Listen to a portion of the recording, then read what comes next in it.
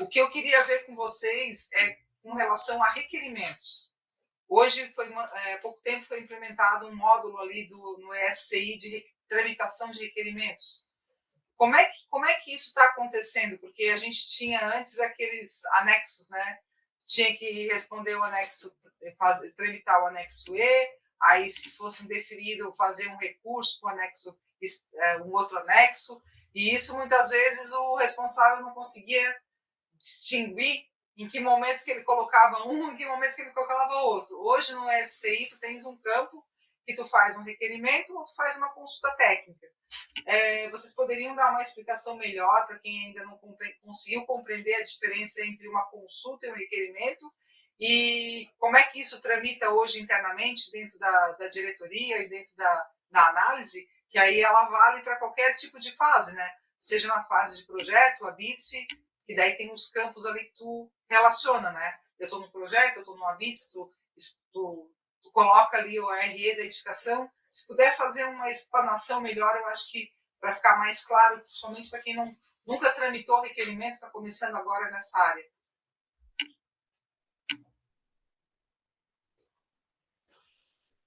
Gelaim, você pode responder? Claro, sim, senhor. Daniela, vamos lá. Antigamente, como é que era, né? A gente tinha... Os requerimentos eram feitos, encaminhados através de e-mail e tudo mais. Só que o que acontecia? Você fazia o requerimento e você não tinha noção de se, né, que fim ele teve, se foi analisado, se não foi analisado. Às vezes caía, às vezes não recebia, às vezes caía na caixa de spam, alguma coisa tipo. Isso foi abolido, né? Foi tudo através do sistema esse aí agora, onde você consegue entrar lá, você vai ter o teu requerimento, você vai ter um histórico de se foi analisado, se foi direcionado para quem foi redirecionado e quando, que dia foi, tem os prazos, ele conta os prazos, fica ali na coloração e tal, e aí você segue ele, vai seguindo os passos, né? Primeiro requerimento, depois recurso, vai para o CONSE, vem para a homologação do DSCI, e essa é a questão da parte de requerimentos, e a parte de consulta é outro módulo, né? Por isso que que está acontecendo bastante, porque são pessoas que estão fazendo requerimentos técnicos, era para ser uma consulta e fez um requerimento técnico, ou era para fazer um requerimento técnico e fez uma consulta. Isso. Como o sistema é esse aí, ele foi mapeado, ele foi construído em blocos, né? Ou seja, esse aqui é o bloco requerimentos, então ele segue esse fluxo, isso vai para requerimento, recurso, sobe para o CONSE, vai para homologação e tudo mais. Então tem esse trâmite. E a consulta não, é só bate e volta, não tem, né, bate e volta. Não dá para, quem fez errado, não dá para jogar um para o outro, porque quando a hora que é inserido, o sistema, ele valida aquilo ali naquele fluxo. E eu não consigo jogar um para o outro, porque são campos, como você mesmo falou, tem vários campos que são obrigatórios em alguns campos, e se você não coloca, eu não consigo jogar para outra fila, porque ele não acha os fluxos. Então, por isso que os requerimentos técnicos que entrarem como requerimentos técnicos vão seguir o fluxo de requerimento técnico, e a consulta vai seguir o fluxo. E não dá para migrar esses de um lado para o outro. Tá? A consulta técnica, ela sempre cai na diretoria ou ela cai na OAB não, local? Todas as consultas técnicas, na verdade, a gente divide as consultas técnicas em consultas internas e externas. Né? As que vocês, RTs, fazem, vocês são consultas externas que vão cair obrigatoriamente lá na SCI local. Tá? Caso o pessoal da SCI local não saiba responder, ou é uma questão muito técnica, eles se valem da possibilidade de eles fazerem uma consulta interna, que aí sobe para a gente aqui na DSI, onde a gente faz uma análise técnica sobre isso e responde eles para que eles possam, para subsidiar a resposta de vocês. Tá? Isso. Mas todas as consultas externas são direcionadas às S6 locais. E se aquela consulta deveria ter sido requerimento, vem a resposta da SS local que deverá tramitar pelo requerimento. Exatamente. Tendo em vista que foi feita de forma equivocada, por favor, essa consulta não se trata de uma consulta, sim de um requerimento. Perfeito. Então, proceda como um requerimento for. Daí vai lá no SCI, lá embaixo, naquele campinho, requerimento, novo requerimento, e segue o baile. Perfeito. Oscar? Só complementando, né, Daniela, a diferença entre consulta e requerimento, por que existem essas duas modalidades? A consulta nada mais é do que, né, deveria até ser o nome lá, quando tiver no SCI, lá, dúvidas. Né? Ou seja, são dúvidas relacionadas ali, principalmente a uma interpretação do que a norma quer dizer, se é possível fazer alguma coisa, no artigo tal da IN8, o que ela quer dizer quando pede tal coisa? Né? Ou seja, são dúvidas de procedimento. Como é que eu faço para entrar com o projeto? O que eu tenho que colocar no projeto? Onde é que está previsto? Ou seja, são dúvidas gerais, né? Sobre a segurança contra incêndio, sobre uma terminologia. Essa terminologia aqui, como não tem mais a IN4, essa terminologia aqui, o que isso quer dizer? Né?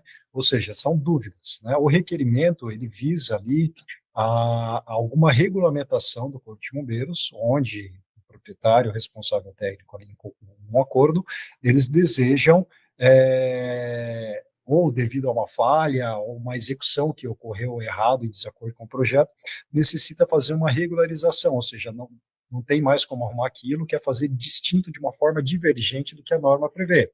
Ou seja, substituir o sistema hidráulico por um sistema de gases, ou um sprinkler por um sistema de gases, em determinada situação que não é possível utilizar água, alguma coisa assim, se já não for previsto na IN que aquilo lá já é responsabilidade do responsável técnico e fica a critério dele, tá?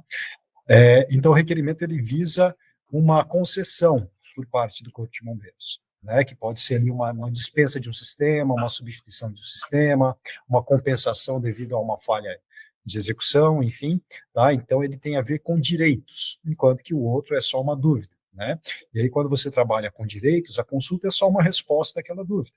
Então, o que é isso? Né? Vai receber a resposta. Se a resposta não foi elucidativa alguma coisa, vai, pela IN eu entendo que é isso, acho que houve alguma confusão, tal, enfim, é possível fazer uma consideração que retorna para quem respondeu aquela dúvida, tá? E já no requerimento tem a ver ali com direitos, né? Então, da mesma forma que no jurídico você tem ali a questão de recurso, né? De você ter a sua defesa, o seu contraditório, assim como no requerimento você também tem. Então, no requerimento, quando você solicita alguma coisa, se você tem uma negativa no primeiro momento, você cabe interpor um recurso que vai ser avaliado por uma instância superior, né? E normalmente ali, ou se a resposta não foi adequada, ou então se aquilo que que o responsável técnico colocou não é satisfatório, ele vai ter que reformular, né? Então também não adianta ele apresentar uma coisa numa instância, na segunda instância apresentar a mesma coisa, sendo que já foi informado que aquilo lá não atendia aos requisitos mínimos, né? Ele teria que apresentar algo mais além daquilo que ele propôs, né? Então é essa diferença entre um e outro, né? Para que o pessoal aí saibam essa diferenciação e utilizem do caminho correto ali devido a esse próprio problema que tem no sistema para não acabar não perdendo tempo e devido a essa burocracia eletrônica que existe ali. Tá bom. Coronel? Deixa eu só complementar, e não complementar, só ratificar o que foi falado, né? Que o Oscar falou, que eu acho que é bem importante deixar claro que requerimentos de situações que não fazem parte do nosso processo de análise, eles não serão analisados. Tá? Então é o seguinte, resumidamente, a gente vai entrar no mérito quando? Quando é uma isenção no sistema, a substituição no sistema, de maneira geral. Ou situações em que, na hora que a gente lê o requerimento, a gente verificar que aquela é uma situação que a gente analisa no processo. A gente vai emitir um parecer, porque se não emitir um parecer, isso vai dar na trave na hora da análise. Então, porque a gente recebe muita demanda de requerimento, onde existem situações expressas na norma permitindo tal situação, e a gente não vai mais entrar nesse mérito, né? Só para deixar bem claro. Então, vai ser feito um indeferimento sumário. É outro posicionamento que a gente está fazendo, que é justamente para esses indeferimentos assim que não cabe análise dessa situação, a gente indefere sumariamente, porque a gente nem entra no mérito. É um indeferimento onde a responsabilidade é exclusiva do responsável técnico. Perfeito. Eu acho que é importante essa colocação, né, eu sempre costumo dizer que toda edificação depois de construída, nova, aprovada, habitada, ela acaba virando uma edificação existente. Bem, por N situações, né? Então, a tramitação de requerimento, ela acontece muito, e quando a gente sabe que quando cai numa condição de edificação existente, nós temos uma instrução normativa específica, que é a instrução normativa 5, e que hoje ela traz uma condição, e ela, a partir do dia 24, ela vai trazer outras possibilidades. vocês poderiam dizer rapidamente assim, o que foi implementado de melhoria nessa Instrução Normativa 5, que, para quem leu, né, sabe, não conseguiu interpretar? De maneira geral, os anexos C, se não me engano, D, eles continuam praticamente iguais. O que a gente deixou claro é o seguinte, que várias coisas lá que dependiam de um despacho nosso não dependem mais. Né? Não há tal coisa deverá ser requerida. Não tem mais que ser requerida. O RT deve avaliar a situação, avaliar o risco do local, adotar a medida e justificar isso em projeto. Tá? Resumindo, é isso. Então, todas aquelas possibilidades previstas na IN 5, elas são de plena execução por parte dos responsáveis técnicos. Nós previmos algumas situações de trâmite de requerimento no seguinte sentido também, que adequações, né, que eu tenho adaptações, que é o gênero, adequações a uma espécie desse gênero, né, que são aquelas situações mais tranquilas, onde o RT pode propor adequações sem necessidade de requerimento técnico e vai embasar isso em projeto. Se a gente detectar que aquilo lá é um item de avaliação e a justificativa não está de acordo no projeto, a gente pode exigir requerimento técnico. E substituições e isenções, aí sim cabe sempre requerimento técnico, desde que não estejam previstas. Tá? Então, substituições e isenções previstas, elas podem ser executadas e o RT só deve colocar lá o motivo, anexar o laudo, às vezes estrutural, que impede a execução do sistema, enfim, tem lá o procedimento descrito bem certinho. De maneira geral, é isso. Outra situação que a gente estabeleceu na IN 05 é o seguinte, que a informação prestada pelo RT, quando ele faz a solicitação da análise PPC referente se a edificação é existente ou recente, a gente vai considerar essa informação como válida. Nós não vamos analisar nenhuma comprovação. Então, o RT, quando ele fizer essa manifestação, a gente diz que o RT ele pode anexar esses documentos para resguardo dele, mas a gente vai considerar a informação dele para fins de análise. Então, se por algum motivo o RT lá colocou que é uma edificação existente, nós vamos fazer a nossa análise considerando que essa edificação é existente. Tá? Perfeito. E temos ali a questão da matriz de risco implementada, né? Isso é um bom assunto também. A matriz de risco, até vou passar a palavra para o Gelaim, ela internamente ela já existe, ela já foi colocada na nossa diretriz, né, de forma oficial, e a gente previu isso também para que os responsáveis técnicos possam fazer uma análise de risco da situação quando eles vão fazer uma proposição. Tem situações que deve ser feita essa análise de risco. Só que essa análise de risco, a gente deixou ela em aberto justamente porque nós não temos uma definição ainda padrão para repassar. Então, essa análise de risco é analisar a situação que existe, verificar os riscos e as soluções para esses riscos. Né? Uma coisa, de certa forma, simples de se fazer, mas que eu não posso... o Oscar sempre faz uns comentários nesse sentido bem interessante.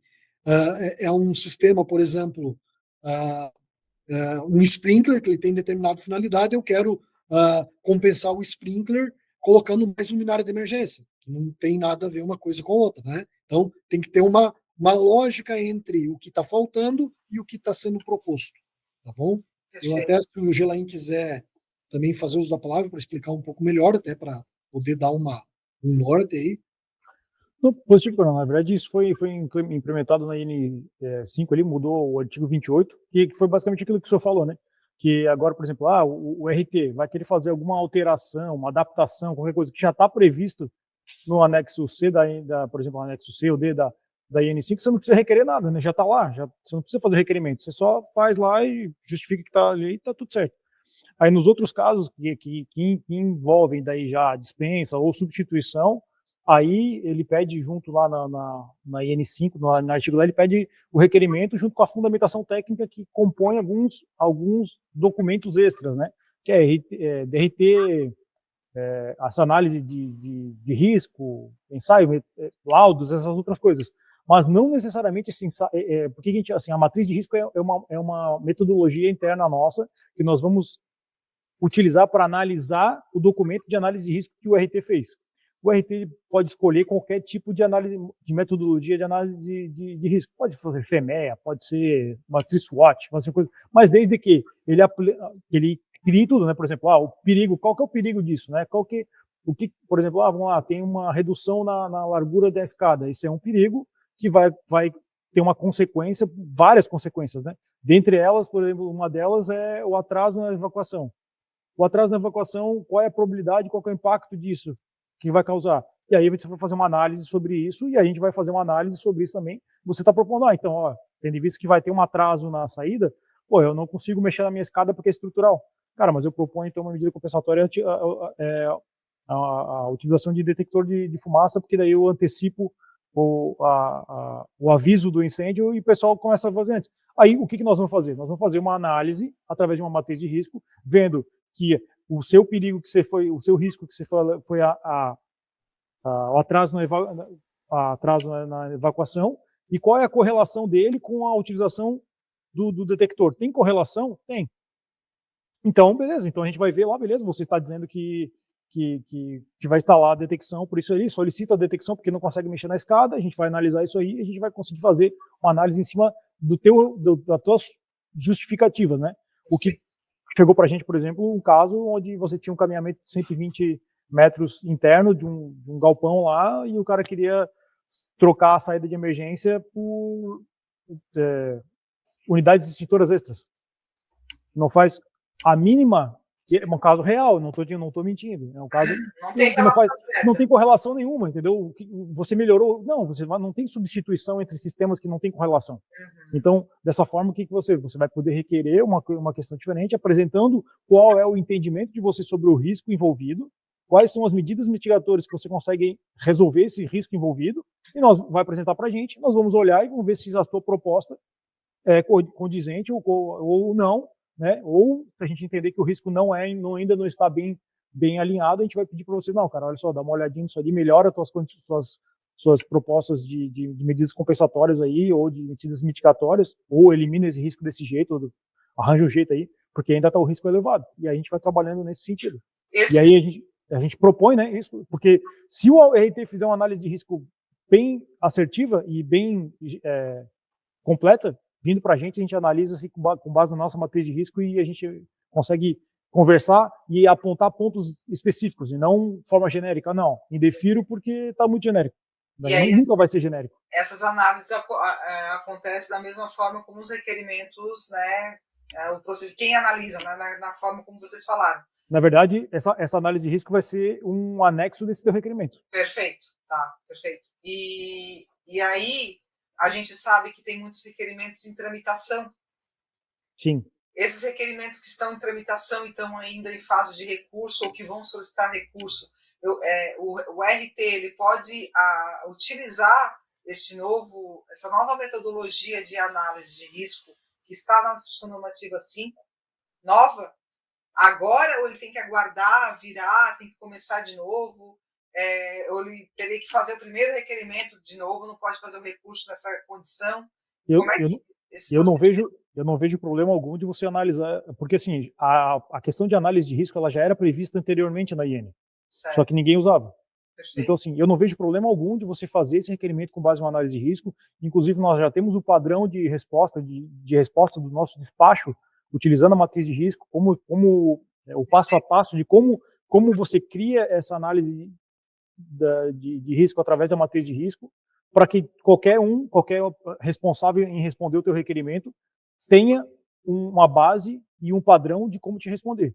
Então, qualquer RT hoje que fizer um requerimento com base em uma análise de risco, o responsável por responder poderá responder com um embasamento sobre uma análise de risco através da matriz de risco. Ou seja, vocês já estão aplicando esse procedimento hoje, mesmo não estando em... Diversos requerimentos, que não é muito a tua realidade aí, acho que pro sul, mas a realidade mais para o norte, por exemplo, o 7º Batalhão, o 13, outros batalhões já estão utilizando essa matriz de risco há pelo menos uns 8 meses, tá? Então, se você fizer a solicitação através de uma análise de risco, ele vai responder para você com com uma análise sobre o teu requerimento. Perfeito. Major Oscar? Só complementar, Daniela, com relação a isso, né? A análise de risco ela já está prevista desde 2018, tá?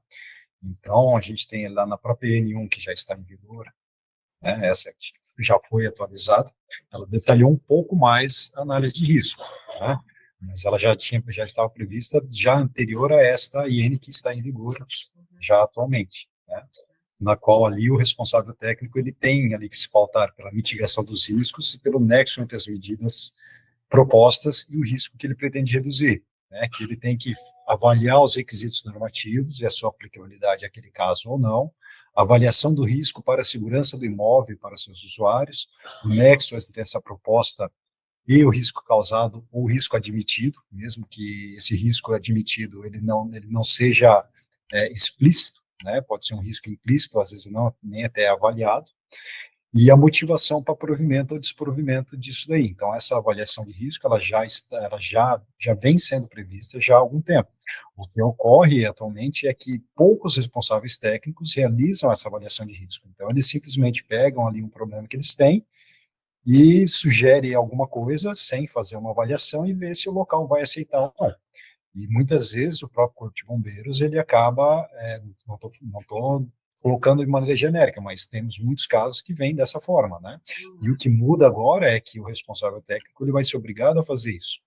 Que a gente não vai mais a fazer aquela parte de auxiliar, de colocar ali, né, de falar o que ele tem que fazer. Ou vem algo plausível para ser aceito, ou ele vai ser indeferido. Ó, isso aqui não serve, verifique, melhore, né? Deixando essa competência, que é uma competência dele, mas também é responsabilidade para o responsável técnico fazer realmente essa avaliação de risco, ver tudo aquilo que influencia no seu processo, ou naquela irregularidade existente, para que seja admitido e proposto algo condizente com aquele risco criado, né? Se é algo pequeno ou algo, na nossa avaliação vai ser aceito. Se é algo médio ou algo grande, ele vai ter que trabalhar para reduzir aquele risco, tornando ele, né, um risco admitível. E a forma como é apresentado esse requerimento, como você descreve, não vai entrar no caso de méritos de avaliação. Você pode utilizar várias formas de demonstração do que você considera risco ou não, perfeito? Não existe uma metodologia criada, né? Que tem que ser seguida para apresentar. Você pode... Então, a ideia inicial era que a gente apresentasse aquela matriz de risco e fosse esse o modelo. Só que como diversas pessoas trabalham com diversos meios de gerenciamento de risco, esse era apenas um.